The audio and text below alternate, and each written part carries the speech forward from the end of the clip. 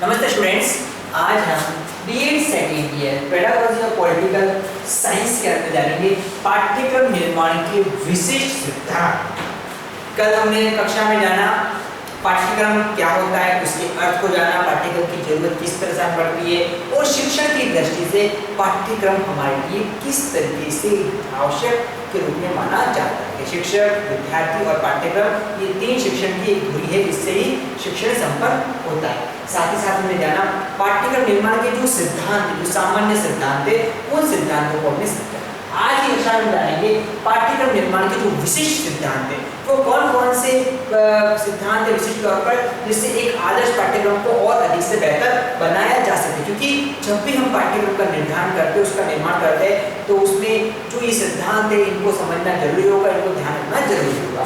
तो सबसे पहले पाठ्यक्रम निर्माण के जो विशिष्ट सिद्धांत है वो पहला है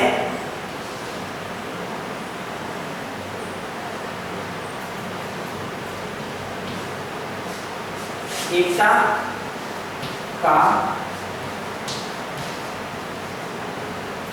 सिद्धांत। एकता का पाठ्यक्रम में एकता होनी चाहिए। एकता का मतलब है जब पाठ्यक्रम का निर्धारण करते हैं तो बालक जो उस पाठ्यक्रम को पढ़ता है, जिस कंटेंट को जान रहा है, उससे उसके अंदर एकता का भाव नहीं होना चाहिए। अपने देश के प्रति एकता होनी चाहिए, सद्भावना होनी चाहिए, सौहार्द की भावना होनी चाहिए और कुल मिलाकर कहीं ना कहीं हमारे जो राष्ट्रपति समर्पण है उस भाव का निर्माण होना चाहिए। तो होगी पहली बात। दूसरी बात, पाठ्यक्रम एकता होना चाहिए। जैसा कि राजस्थान का पाठ्यक्रम है या जैसे अन्य राज्यों का पाठ्यक्रम है जो सीबीएसई के पाठ्यक्रम के अंतर्गत आता है, तो पाठ्यक्रम एक समान चलता है, तो उसमें एकता स्थापित है। या आरबीएसई की आप ले लो, चाहे वो किसी भी जिले में जो 10वीं कक्षा है, 12वीं कक्षा है या 6ठी कक्षा है, तो उस कक्षा के अनुसार पाठ्यक्रम एक समान है। तो इस तरह से हम ले सकते हैं कि पाठ्यक्रम एक समान होना चाहिए और पाठ्यक्रम से बालकों के अंदर एकता का भाव निर्मित होना चाहिए। दूसरा है इसमें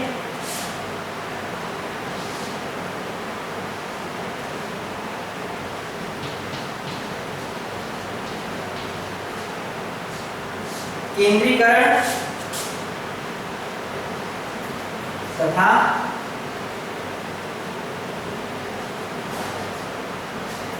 समन्वय का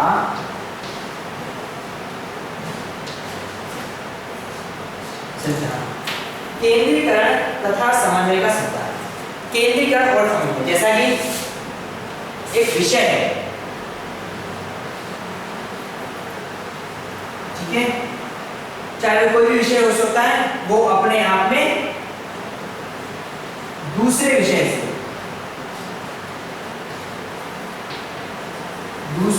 से संबंध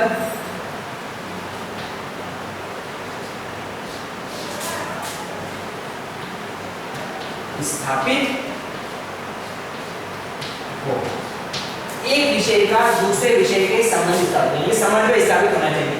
जैसे कि दो विषय हम ले लेते हैं, एक है इतिहास और दूसरा है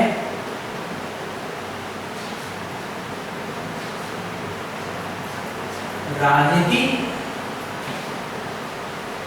विज्ञान।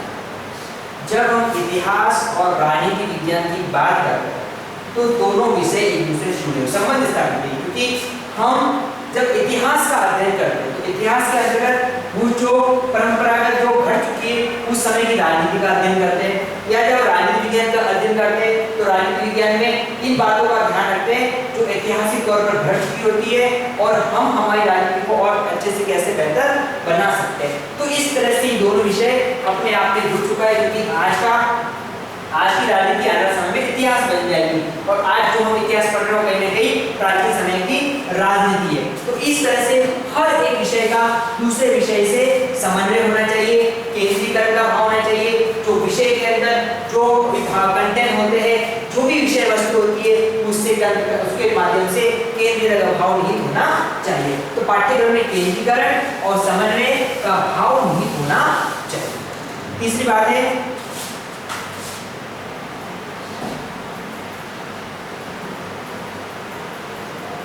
समय का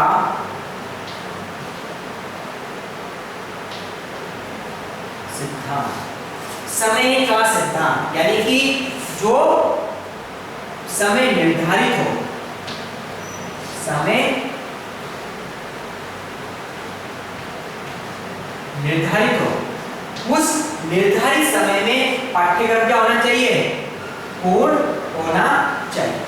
छोटा सा एग्जांपल देते हैं कि वर्तमान समय, जैसे कि हम सभी को पता है कि कोरोना का समय आ गया, तो इस कोरोना समय में सीबीएसई ने क्या करा, अपने पाठ्यक्रम से कंटेंट को कम कर दिया कि किस तरीके से अब जो समय कम बच रहा है उस कम समय में 10वीं का पाठ्यक्रम पूर्ण किया जा सके, यानी कि समय के हिसाब से पाठ्यक्रम का निर्धारण किया गया है। तो पाठ्यक्रम की यही विशेषता है, यही सिद्धांत है कि जब पाठ्यक्रम को बनाया जाता है तो इस बात का ध्यान रखा जाता है कि पाठ्यक्रम समय से पूर्ण हो। अगर पाठ्यक्रम लेंथी है, बहुत बड़ा है और समय से पूर्ण नहीं हो पा रहा है, तो ऐसे पाठ्यक्रम एक तरह से उसकी विशेषताएं कम हो जाती है। तो आदर्श पाठ्यक्रम निर्धारण, उसका समय का ध्यान रखा जाना चाहिए। जो भी वर्किंग डेज होते हैं विद्यालय के, जो शिक्षण दिवस होते हैं, उस शिक्षण दिवस में कब कैसे पाठ्यक्रम बनाया जाता है, इस बात का ध्यान रखा जाना चाहिए। तो ये इस बात का निर्धारण करता है पाठ्यक्रम किस तरह समय से पूर्ण होता है। इसी बात को ध्यान रखते हुए हम जब एक शिक्षण कार्य करते हैं, हम कक्षा में जब शिक्षण कार्य करते हैं, हमारे पास एक पाठ्यक्रम है कि हमको पूरे वर्ष में ये पाठ्यक्रम पढ़ाना है, हमारे पास संबंधित विषय, तो हम उस पाठ्यक्रम को समय से कैसे पूर्ण कर सकते, इसके लिए सभी को पता है कि हम दैनिक पाठ योजना, इकाई योजना का निर्धारण करते हैं। ठीक है, अगर हम एक जो वार्षिक योजना होती है, एनुअल प्लान, वार्षिक, तो इस वार्षिक योजना निर्मित करते समय हम संपूर्ण शिक्षण दिवस के अंतर्गत कौन सी छुट्टी आ रही है, हमको कितना समय मिलता है, इन सब बातों को ध्यान रखकर अगर हम हमारे वार्षिक योजना निर्मित करते हैं तो हम हमारे पाठ्यक्रम को समय से पूर्ण कर सकते हैं। इसलिए पाठ्यक्रम का निर्धारण समय के सिद्धांत पर है और हमको भी इसके लिए तैयार होना पड़ेगा, जिससे हम पाठ्यक्रम को समय से पूर्ण कर सकें। अगला है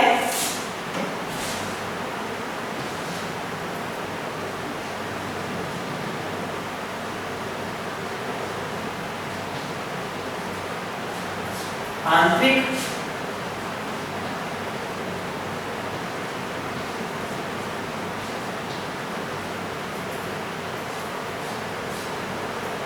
परिस्थितियों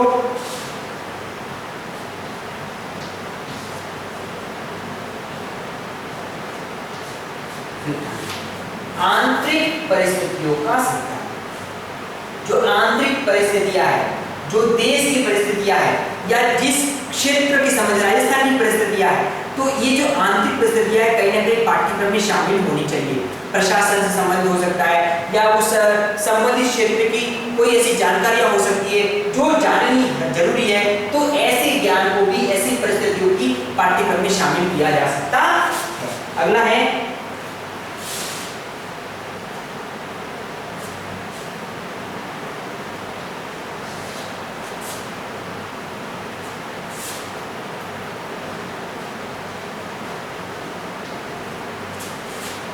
शैक्षिक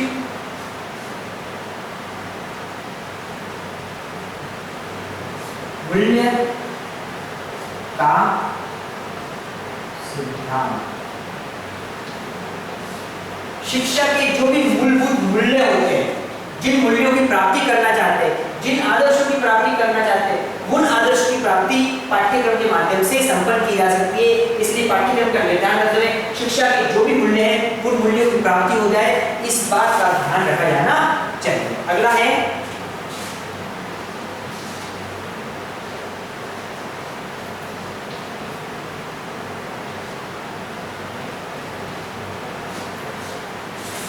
व्यक्तिगत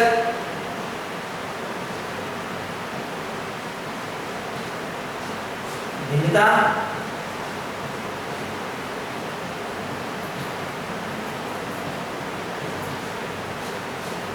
सिद्धांत। व्यक्तिगत भिन्नता, कक्षा कक्ष के अंतर्गत जो बालक होते हैं वे अपने आप में भिन्न होते हैं। सही बालक एक सामान्य होता है, कोई प्रखर बुद्धि का होगा, कोई सामान्य बुद्धि का होता है, कोई जड़ बुद्धि का होता है। तो आईक्यू लेवल के हिसाब से बालकों का स्तर अलग अलग प्रकार का होता है। जब पाठ्यक्रम का निर्धारण किया जाता है तो उसकी भाषा शैली, उसकी विषय वस्तु वो कितनी समझ में आ रही है, इन सब बातों का ध्यान रख के पाठ्यक्रम निर्धारित करना चाहिए, जिससे कि एक उत्कृष्ट बुद्धि का या प्रखर बुद्धि का बालक है वो भी उसको समझ सके, सामान्य बुद्धि वाला भी समझ सके और निम्न बुद्धि वाले के लिए भी पाठ्यक्रम एक सार्थक रूप से स्थापित हो सके। इसलिए कक्षा कक्ष के अंतर्गत व्यक्तिगत बालकों को ध्यान रखते हुए उनकी भिन्नता को ध्यान रखकर एक आदर्श पाठ्यक्रम का निर्धारण किया जाना चाहिए। अगला है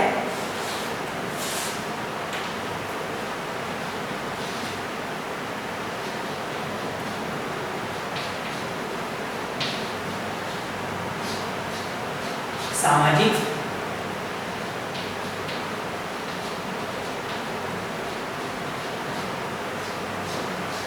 अनुरूपता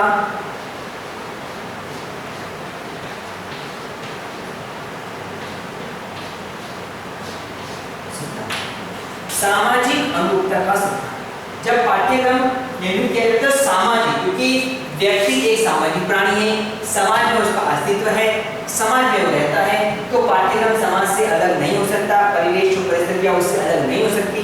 तो समाज की आकांक्षा है, समाज को किस तरह से आगे की ओर ले जाना, समाज को किस तरह से उत्थान की ओर ले जाना, इन सब बातों का ध्यान पाठ्यक्रम निर्माण में किया जाना चाहिए, जिससे हम एक आदर्श पाठ्यक्रम का निर्माण करेंगे। क्योंकि समाज से विपरीत पाठ्यक्रम होगा, अगर समाज को ठेस पहुंचता है तो ऐसे पाठ्यक्रम की आलोचना हो सकती है, इसलिए इस बात का ध्यान रखना काफी जरूरी है। एंड लास्ट है इसमें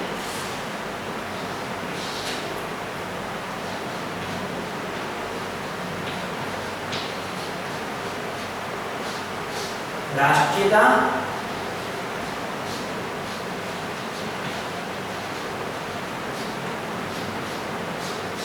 सिद्धांत। एक आदर्श पाठ्यक्रम में राष्ट्रीयता का सिद्धांत होना चाहिए। राष्ट्रीयता मतलब राष्ट्र की आकांक्षाओं, राष्ट्र की प्रगति, राष्ट्र के उत्थान को ध्यान में रखकर पाठ्यक्रम निर्मित होना चाहिए। हर बालक जो कि भविष्य का एक नागरिक है, जो कक्षा में जो बालक है वो आने वाले समय का भविष्य है, तो उस बालक के अंदर राष्ट्रीय भाव हो, देशभक्ति हो, देश की धरोहर को संरक्षित करना, देश के प्रति अपना योगदान देना, ये सब भाव होना चाहिए। यानी कि पढ़ लिख कर हम एक अच्छे नागरिक किस तरह से बन सकते हैं, ये बात का ध्यान पाठ्यक्रम में रखा जा सकता है। इसलिए राष्ट्रीयता का भाव निर्मित करने के लिए पाठ्यक्रम में राष्ट्रीय का सिद्धांत करना चाहिए। जैसे कि हम पाठ्यक्रम के अंतर्गत हमारे राष्ट्रीय जो भी धरोहर है उनके बारे में जानते हैं, उनको समझते हैं, हमारे अधिकार क्या है, हमारे कर्तव्य क्या है, तो कहीं ना कहीं इनको समझने से हमारे अंदर राष्ट्रीय भाव आता है। तो इस सब बातों का ध्यान रखा जा सकता है। तो ये है पाठ्यक्रम निर्माण के जो सिद्धांत है विशिष्ट, इसको जाना, इसी को हम आगे कंटिन्यू करते हैं, जिसके अंदर हम जानेंगे कि इसी के अंदर एक पाठ्यक्रम का जो निर्धारण किया जा रहा है तो उसके संदर्भ में जो विभिन्न विचारक हैं वो अपने किस तरीके से मत देते हैं।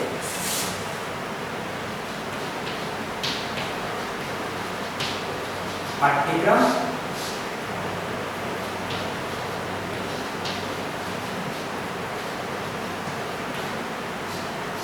निर्धारण में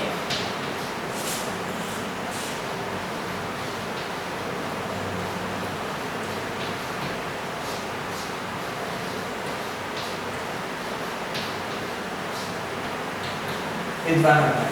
जब एक आदर्श पाठ्यक्रम का निर्माण करते हैं तो जो विद्वान है वो विद्वान अपने किस तरीके से मत देते हैं। सबसे पहले है प्रोफेसर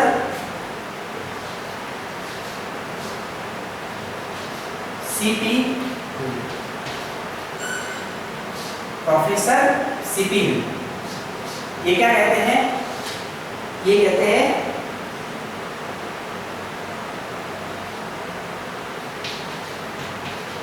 पाठ्यक्रम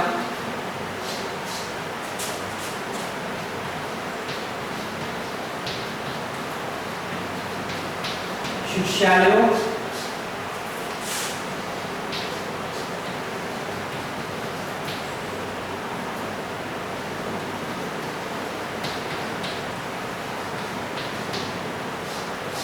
आवश्यकताओं को पूर्ण, पाठ्यक्रम शिक्षालयों की आवश्यकताओं को पूर्ण करें।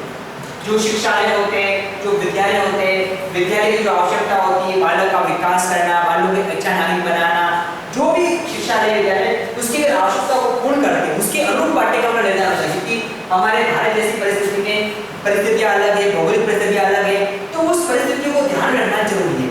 वो परिस्थिति में क्या अध्यापक उस पाठ्यक्रम पूरा कर पा रहा है कि नहीं कर पा रहा है, इन सब बातों को ध्यान रखकर शिक्षालय की आवश्यकताओं को ध्यान रखकर पाठ्यक्रम का निर्धारण किया जा सकता है। पहली बात तो ये कही है। दूसरा है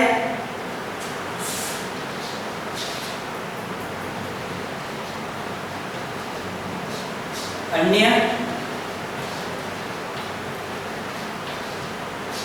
विषयों से सह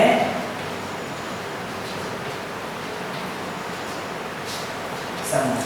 अन्य विषयों से सह संबंध, जैसा कि मैंने पहले जाना कि वही पाठ्यक्रम आदर्श है जो अपने आप में दूसरे विषयों से कोरिलेशंस रखता हो, सह संबंध रखता हो, क्योंकि एक पाठ्यक्रम एक विषय दूसरे विषय से किसी न किसी तरह से जुड़ा हुआ है, उसके जो भी जानकारी है, ज्ञान एक दूसरे से का कम्युनिकेशन करती है, तो उसके सह संबंध का ध्यान रखा जाना चाहिए। तीसरा है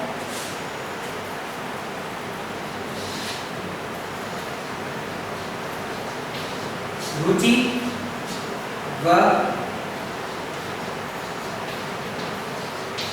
अवस्था का ध्यान।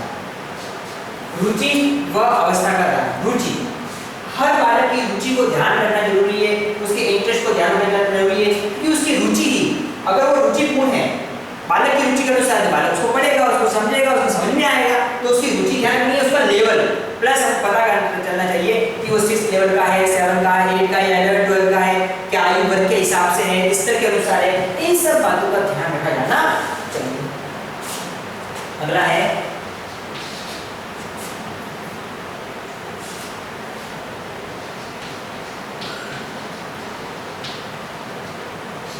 पाठ्यक्रम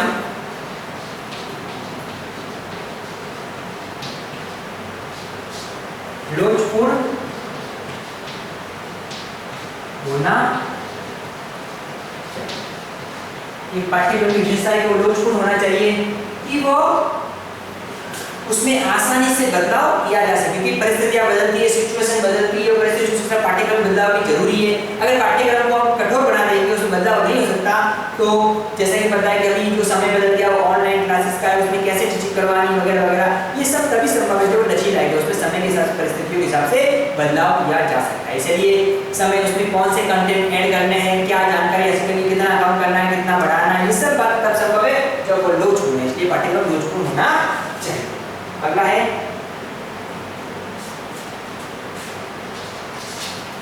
राजनीति विज्ञान का पाठ्यक्रम सदैव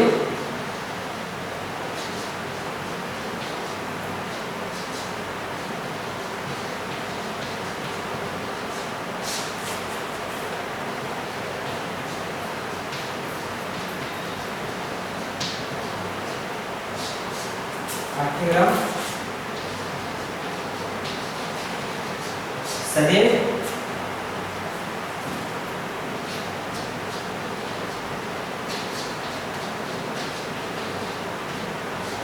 राजनीतिक एवं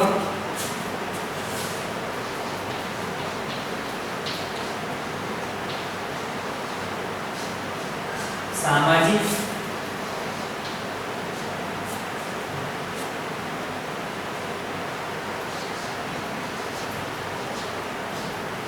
पुनर्जीवन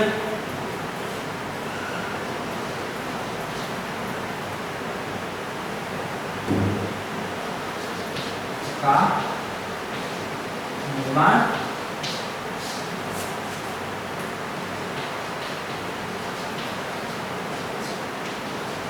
साधन के रूप में।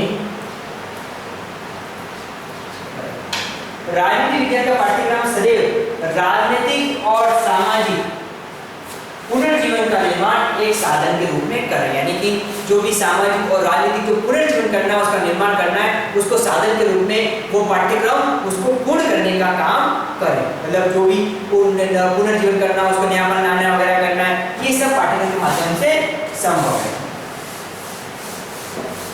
तो ये थी प्रोफेसर सीपी के विचार।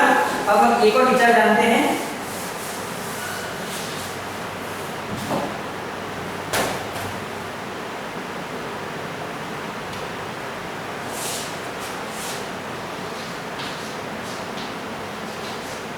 केपी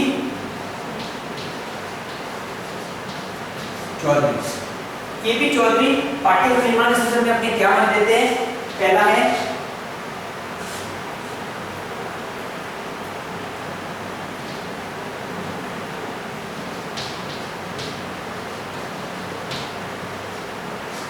पाठ्यक्रम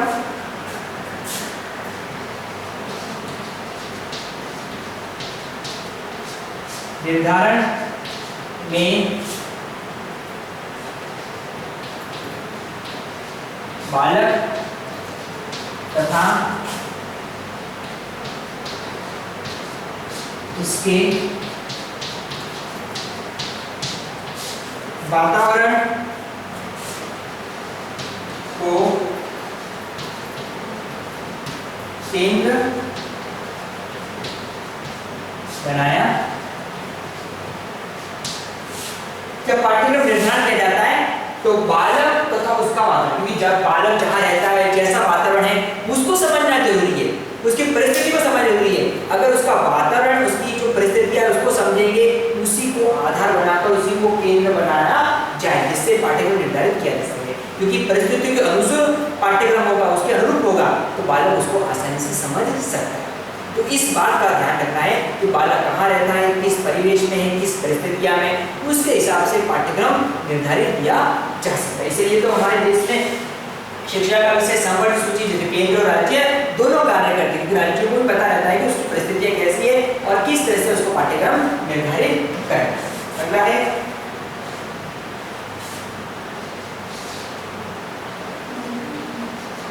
उन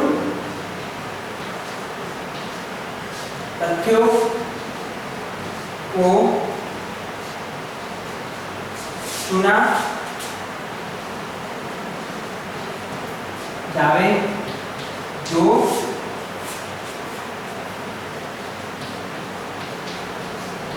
भारतीय जीवन को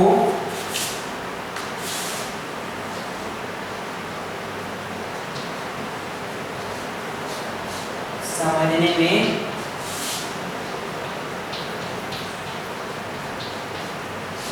सहायता। पाठ्यक्रम निर्धारित के समय उन तथ्यों को चुना जाएगा, उन तथ्यों को चुनेंगे जिससे भारतीय जीवन को समझने में सहायता करे। जब भारत का पाठ्यक्रम है, किस देश का पाठ्यक्रम है, तो देश का जो समय कैसा गुजरा था, देश का इतिहास कैसा था, देश की सभ्यता कैसी थी, देश में किन किन महापुरुषों ने जन्म लिया और उनका जीवन काल कैसा था, इन सब तथ्यों को समझना चाहिए। इसलिए 10वीं के पाठ्यक्रम में इस बात का ध्यान रखा जाता है कि हम भारत का जो भी गौरवमय इतिहास है उसका पाठ्यक्रम में अध्ययन करते हैं। अगला बात है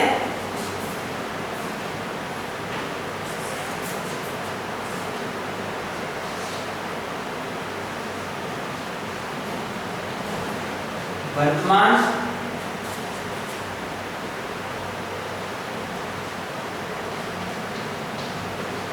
नागरिक एवं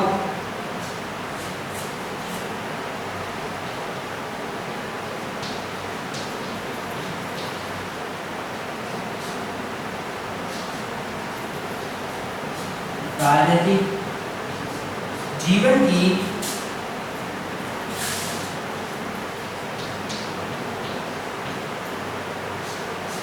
व्याख्या करने में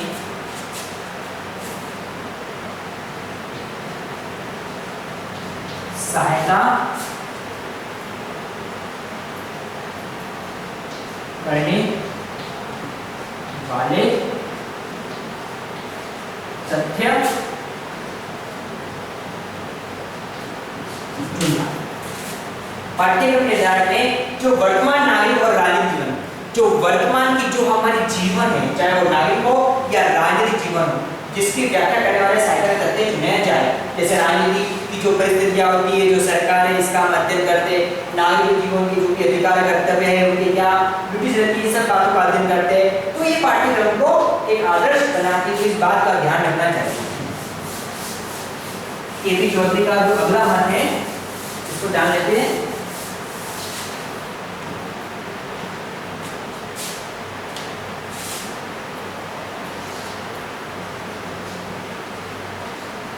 चुने हुए तथ्य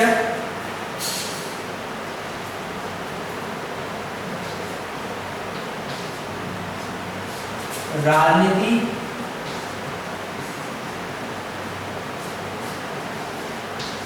विज्ञान के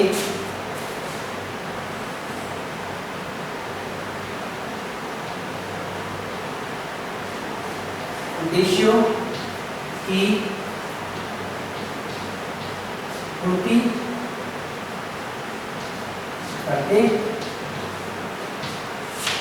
चुने हुए तथ्य राजनीति विज्ञान के उद्देश्यों की पूर्ति करते हैं। यानी जिन तथ्यों को हमने चुना है, जिन कंटेंट्स को लिया है, वो कंटेंट जो राजनीति विज्ञान के उद्देश्य है उसको पूर्ण करता हो। जैसे कि हमने राजनीति विज्ञान का एक पाठ्यक्रम बनाया, उसमें अधिकार लिए, कर्तव्य लिए, शासन प्रणाली लिए, इन सब कानून व्यवस्था लिए, संविधान लिया है। इन सब बातों को जानकर बालक देश की राजनीतिक व्यवस्था और सब संविधान को समझ सकेगा, उसके अधिकार कर्तव्य को समझ सकेगा, तो उसके उद्देश्यों की यहाँ पर पूर्ति हो रही है। तो इस बात का ध्यान हम पाठ्यक्रम निर्धारण में ले सकते हैं। तो आज हमने कक्षा में जाना कि पाठ्यक्रम निर्माण के सिद्धांत के साथ साथ जो विद्वानों की मत है वो किस तरीके से एक आदर्श पाठ्यक्रम निर्माण में ये प्रदान करते हैं। अब आपका होमवर्क है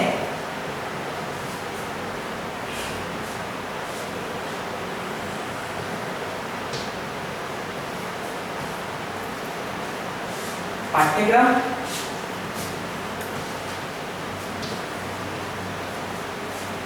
निर्माण के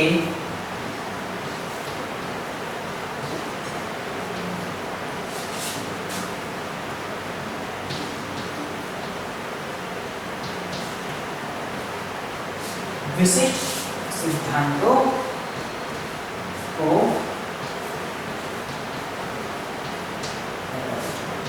पाठ्यक्रम निर्माण के कौन से जो विशिष्ट सिद्धांत है उन प्रिंसिपल्स को आपको अपने गृह कार्य में करना है।